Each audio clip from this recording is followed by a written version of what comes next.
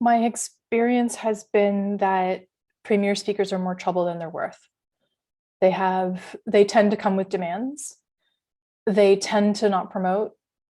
They tend to think that by showing up there, and this bit might be a little bit of my own bias, but they might, my experience, and this is not just my own personal experience, but through clients, that there's a bit of ego there, like you're lucky to have me on your event kind of thing. And they're not really vested, right? So for them, they're not going to promote to their list because weirdly, the bigger your list, the less people are willing to promote, just FYI. They're not willing to do the stuff, right? So they're not really a participant and they're not really a speaker. They're just gracing you. And that's not for everybody. And that is, I'm blanket statement this, and I realize my bias, but this has been my experience. I almost had Lewis Howes on my first summit. Long time ago, guys. 2012. Yeah, no, 2013. Around then he was in that premiere. Yeah. Maybe a little later, I started seeing him on bigger stages and stuff like that. But I know that he was bumping up there. Yeah. So he said he'd be on my summit if I would guarantee that I would sell 100 of his books. So I had to buy the books and then I could resell the books, but I had to buy 100 of his books. Totally get the tactic and everything like that. Ended up not going with it because I couldn't guarantee that I would actually sell 100 books, and 100 books was out of my pocket, right? And at the time, it was my first summit and I had no income, so not happening. But there's summits are about creating community and collaboration. And unless your premier speaker can help and support that creating collaboration and community, it just feels like we're borrowing on celebrity. And I just don't think I'm part of that game. And I think, and maybe it's the world that I'm going to say grew up in marketing, right in, where you do borrow on that celebrity. And that does bring people, and that is an exciting thing. So if you look at the live events that I've helped to plan or been a part of marketing or things like that, there's usually a celebrity keynote, and that drives interest. Absolutely. But it could also be that some of that interest is I'm there to see them speak. So when I was at Glazer Kennedy, we had Gene Simmons on the stage. We had, I think Suzanne Summers was, but I think she canceled. Joan Rivers, right? So big name celebrities that had things to add to the business conversation. Like Gene Simmons, people don't realize what a powerhouse. All the Kiss merchandise, that was Gene Simmons. It was not management or anything. And then I spoke at Inbound and Michelle Obama was there. Super cool. Yeah, things so like cool. that are a draw. Absolutely. Like I want to see Seth Godin speak in person. When the Obamas came to Toronto, I desperately wanted to go see that, but I couldn't afford it at the time and I didn't go. But like, I'm not totally against having a premier speaker, but I'm cautiously looking at it just because the turnout, at least for online events, doesn't seem to 100% equate to that celebrity. But I'm not 100% against it, Alison. I really am not. I'm really not. And just FYI, I met Joan Rivers and I got to tour her around the previous big box store that I worked around. Yeah, her and her entourage came into my store. They were promoting her jewelry line. The store that I worked at, I worked at a big box retailer, and I got to tour her around the store. And then she gave us one of her necklaces, which by company policies, I wasn't allowed to accept, but I had to take it. And then we had to donate it or it would be against company policy. But she was really gracious. And I've heard all sorts of stories about her, but she was really cool in the moment. Gene Simmons, this is so off topic, but he took the time to just kind of get to know the staff working the event. And we all got pictures with him. And this was back in the day of, your digital camera was separate from your phone. And so I had my digital camera and I was taking everybody's pictures. And then it was my turn And so I gave the camera to somebody else, and he took my glasses off of my face, pulled my shirt open. I think he might have looked down it, which I was single and it was Gene Simmons, so go for it. And he hooked my glasses. You hang your glasses off your shirt collar. And then he put his sunglasses on my face. He took them off of his head and put them on my face. I was verklempt, as I could not, I was beside myself. And the person taking the picture didn't focus the camera. Oh, that And sucks. so my picture is blurry, and it's Yeah. very sad. But you have the But memory. All right. I have the memory. So anyway, that is, story time is over. So we've got, maybe, let's say we do land a premier speaker. Maybe they're an extra bonus. They're not part of our regular lineup. The regular lineup is where the success happens. The regular speaker lineup. And people really struggle here too. Again, they go with the big names. They go with the people, they have that list minimum thing that we could probably soapbox on that for about an hour and a half. Do not get me started on the list minimum thing. I will lose it. By the way, hint, list minimums are BS. End of. Okay, onwards. Well, I know that was an arbitrary number. Yeah. Created by the person teaching that or the people teaching that. And that Yeah. number has since changed and all of that. Now, that being said, you want to look for a really engaged list or following.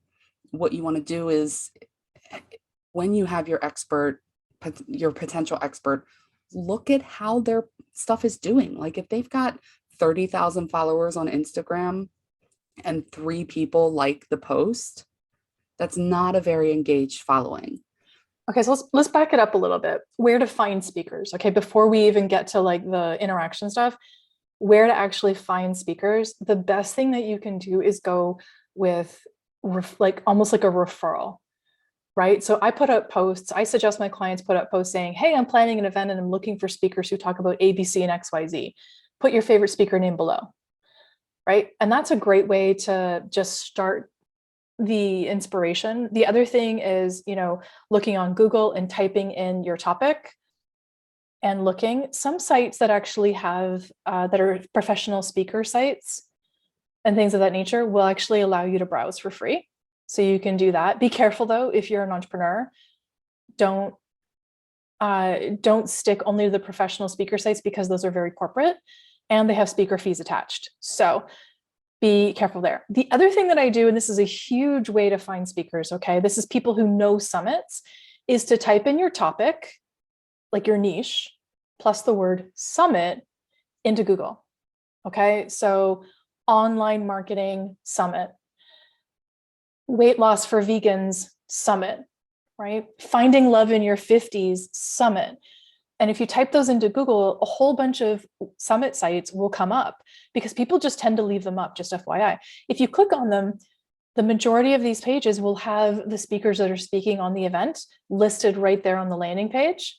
And you can start, what I do is I just have a copy and paste into a spreadsheet and I just copy paste. Then I start investigating. And this is where what Allison was talking about comes into play, right? So we have our wish list. Get a spreadsheet, guys, wish list it.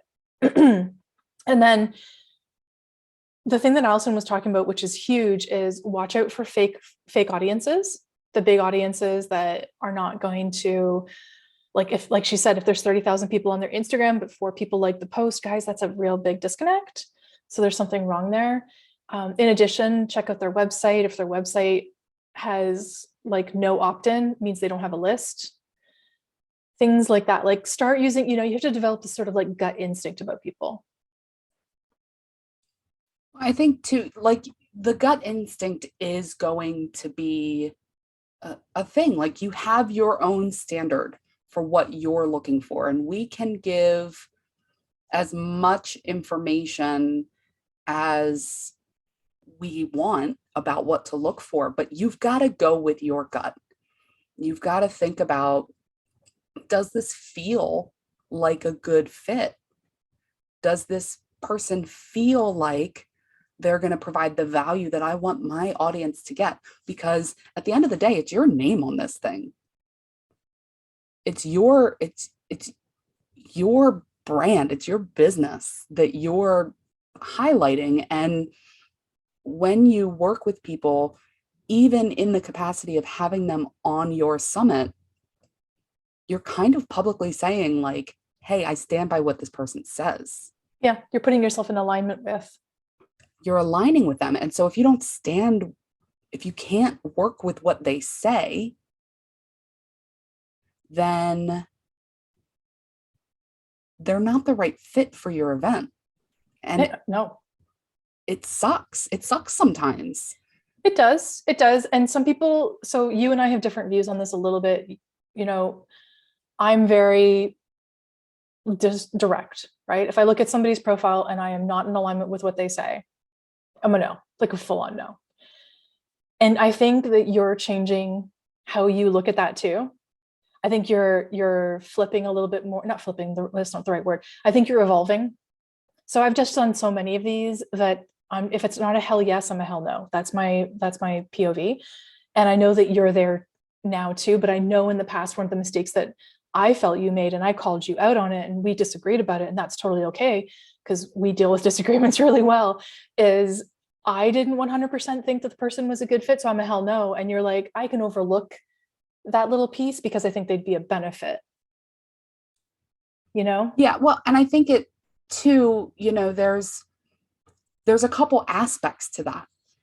And I think it's worth talking about as far as who you're choosing, right? Yeah. There's the personal alignment aspect, and then there's the business alignment aspect. And in a lot of cases, it overlaps. It Huge. interconnects. There are some cases where the business information is exactly what your audience might need. The personal viewpoints, beliefs, stances, what have you, may not 100% line up with what you believe personally. And it's up to you to decide where you fall on that. Yes. You know, and full transparency, because that's what we do here at System to Thrive. I was beginning to plan my summit directly after the really kind of crazy 2020 election cycle. And so I had to make the decision, does this person's political viewpoint posted publicly on their social media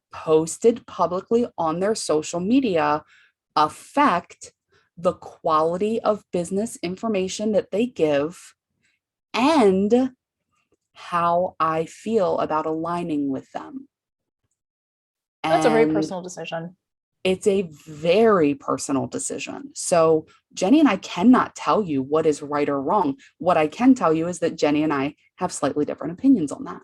Yeah, and that's okay. So, and I respect where she comes from. She respects where I come from. So we respect where you come from with whatever you decide. But it is something that you have to consider, that personal viewpoints, especially when it comes to an expert who is the face of their business, can matter to some people. So you need to make sure that that aligns with how you feel completely.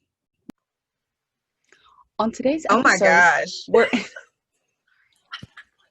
I'm telling you, that's how she does it. On today's episode,